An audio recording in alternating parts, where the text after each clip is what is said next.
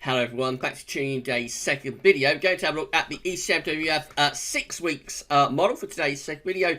So yeah, we're looking at mean sea level pressure anomalies, 500 millibar height anomalies, temperature and precipitation anomalies for the next 6 weeks with the ECMWF extended model. I should get on that for you very shortly. Just say that the first video really say was our nice little 3-4 minute forecast, so that's released at 7 AM, nice little 7 AM upload.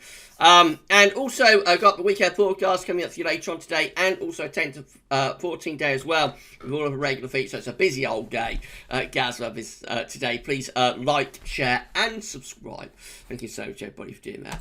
Right, so we'll start off with the week 1 mean sea level pressure anomaly from the ECM. This is taking us from the 12th through to the 19th of April. The coming week we'll have a ridge of above average heights just covering many parts of Europe actually. Quite a bit of high pressure through much of Europe, lower pressure out to our west and in the Atlantic, an area of high pressure around Greenland and the North Atlantic. So we're probably within a bit of a trough here, I would have thought, and so this could be a little bit on the cool side, a little bit on the unsettled side as well. This is how the week 1 500 millibar height anomaly is looking. So again, just backing up the idea, there is a trough extending down through the western side of Europe with a ridge of higher pressure out in the Atlantic. Lower pressure is down here, and again we're pushing the jet stream southwards, something a little bit like that. Week 1 temperature anomaly is indeed cooler than average, not just the UK, but through many parts of Western Europe. But yeah, below average temperatures for week 1 for Ireland and for the UK too. And a little bit on the wetter side, so average to above average precipitation expected in week 1. A rather cool and unsettled week to start us off. Right, we go through to week 2. This takes us from the 19th through to 26th of April. If you want some spring weather, this looks a little bit better with higher pressure getting going out to our north and northeast. Winds going in to over an easterly direction. Lower pressure down towards Spain could bring some unsettled conditions through there. But it is a largely anticyclonic week that we've got coming up there from the 19th, 26th of April, with some higher pressure dominating. You expect this to be higher pressure through the 500 millibar heights as well. We see that too. So yeah, some high pressure there over into the north UK and back into Scandinavia as well.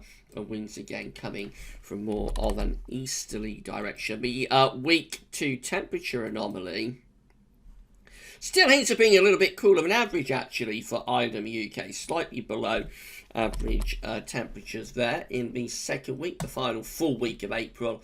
And the precipitation anomaly should be drier, and indeed it is, so slightly drier than average for week 2, 19th, 26th April, but still a little bit on the cool side.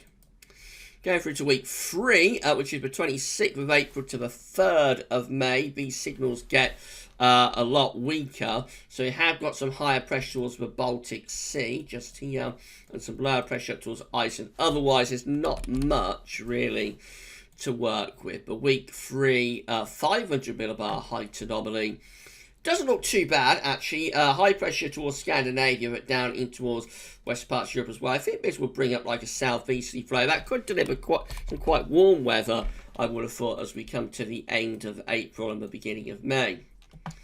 The temperature anomaly is still struggling a little bit, although you'll notice that Scandinavia and much of Germany, France, those sort of areas are slightly warmer than average now. For either the UK, we're still close to, or possibly hinting at being a little bit cooler than average, if anything.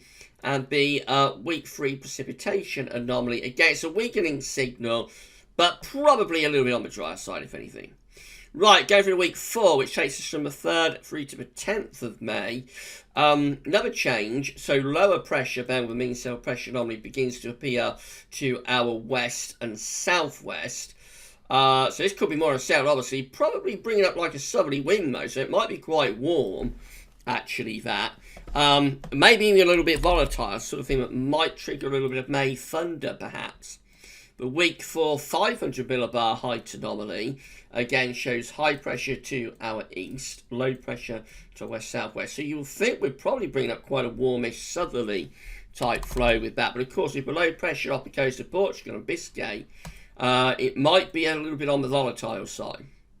The temperature anomaly is warming out. This is the warmest we've seen for quite some time on these charts, significantly above average temperature anomalies from many parts of Europe, and either the UK is included in that. The week 4 precipitation anomaly looks quite significantly wetter than average just to our southwest, so it would suggest that there could be like thunder pushing up from the south there, I think from Spain through Biscay into France. So that's quite an interesting week, isn't it? 3rd to the 10th of May. Go through to week 5, going a very long way out now, of course, and we have a shallow area of low pressure just to our west. We have high pressure over Scandinavia, so a little bit of a battle with high pressure trying to bring in easterly winds like that, low pressure trying to draw up something milder from the southwest. So a little bit of a battle taking place perhaps there. 500 millibar height anomaly has more ascendancy to the high pressure to the east, really. So again, this could be drawing up quite a warm, sort of southeasterly type flow. Might be setting up quite a warm May here if this is right. This is for week 5 temperature anomaly. Not quite as warm, but still generally above average. Most parts of Northern Europe. Notice the cold average temperature anomalies have more or less gone from most areas.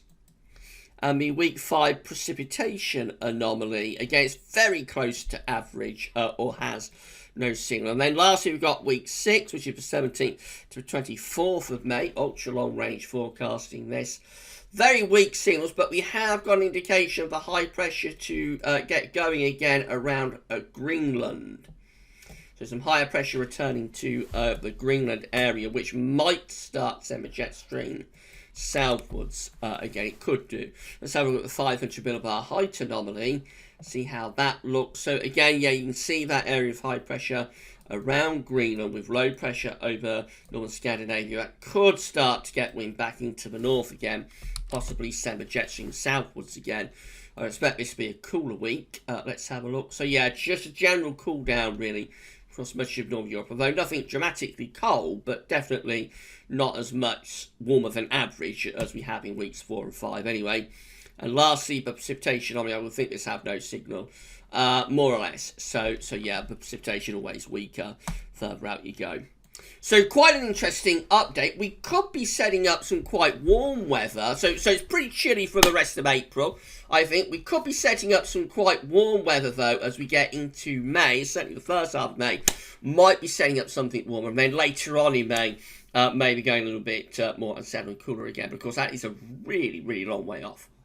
Right, so if you enjoyed this video, please smash the like button. Let us know in the comments what you think. Make sure you're subscribed to the channel. Thank you so much, everybody. Doing that, we'll be back later on with weekend forecast, and we'll also have a 10 to 14 day with all of the usual updates as well. So keep checking back. But for this week's ECMWF extended 6 weeks, 42-day forecast, that's all for now, and thanks for watching.